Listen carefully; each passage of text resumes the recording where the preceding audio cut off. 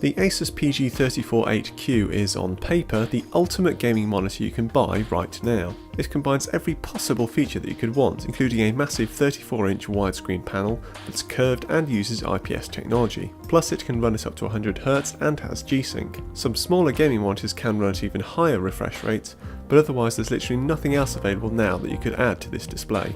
The question is, does that make it worth its £1,000 asking price? Well, Asus has almost fallen at the first hurdle, as the design is potentially a bit divisive. For the most part, the sweeping curve of the panel, the slim bezels and slender metal legs give it an elegant and premium look.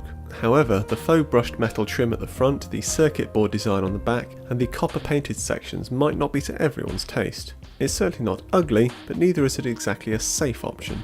Oh, and then there's the light. Shining down from the bottom of the stand and onto your desk, it's certainly striking. It's a bit much for my liking though. I prefer the more subtle approach used on the PG348Q. Thankfully you can adjust the light's brightness, and I adjusted it all the way to off. Otherwise though, this is a display that looks and feels quality. Those legs are solid metal and they stand off as a sturdy platform with smooth adjustments for rotating the display and adjusting its height.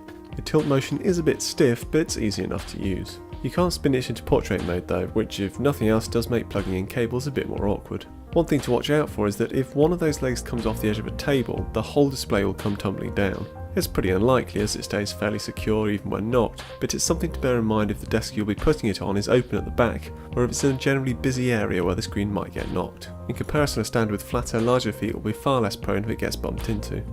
A little bit of assembly is required to get this display up and running, with it arriving in 3 parts.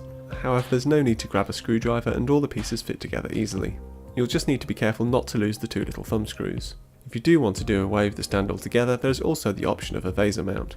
As for connectivity, it's okay, but certainly not outstanding. This being a G-Sync display, it's limited to just 1 DisplayPort and 1 HDMI, so those hoping to use this as a single screen for multiple computers or games consoles will have to invest in an HDMI switcher. Also just about adequate is the USB hub.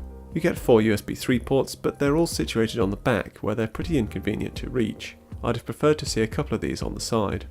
I have few complaints when it comes to setting this display up though. First, because it comes straight out of the box with excellent image quality, and second because the on-screen display is fantastic. It uses Asus's signature joystick system for navigation, and it's just effortless to quickly move around. There are quite a lot of extra options that I didn't find of much use, and in fact some of them made things a little bit confusing, but again, with it arriving so well set up, there's little need to worry about them. The only thing you will have to do is enable overclocking so you can run it at 100Hz, as by default it's set to just 60.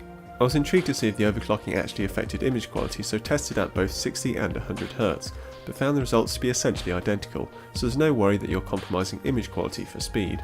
And what image quality it is. Across the board it's right up there with the best for colour accuracy, contrast and fine colour gradation. Combined with the inherently good viewing angles of the IPS panel, you have a rock solid, accurate looking image.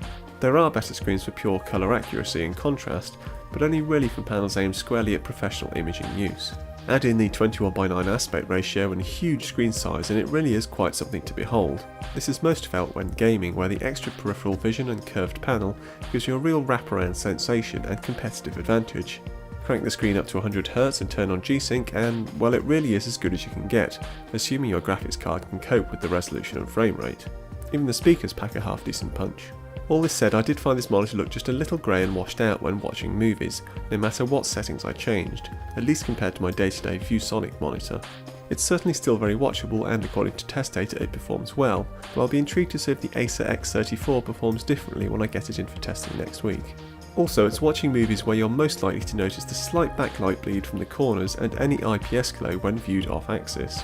Neither are much worse than any other display of this calibre, but compared to a good plasma TV for instance, I know which I'd rather watch a movie on. In summary then, I am seriously impressed by the Asus PG348Q. It absolutely delivers on its promise of being the one monitor that does everything, and the premium it is demanding isn't too bad for such a standout product. It's just a shame no one has made an equivalent display running FreeSync, as it would likely be markedly cheaper. Otherwise, if you are happy to compromise and drop G-Sync or the curve or the 100Hz refresh rate, then I'd absolutely recommend you do so, as it can save huge amounts of money. For instance, the AOC U3477PQU is under £500, but if you simply must have it all, then the PG348Q definitely delivers. As for this monitor's big rival, the Acer X34, I should be looking at it next week, so hopefully we'll be able to tell you definitively which is the one to get.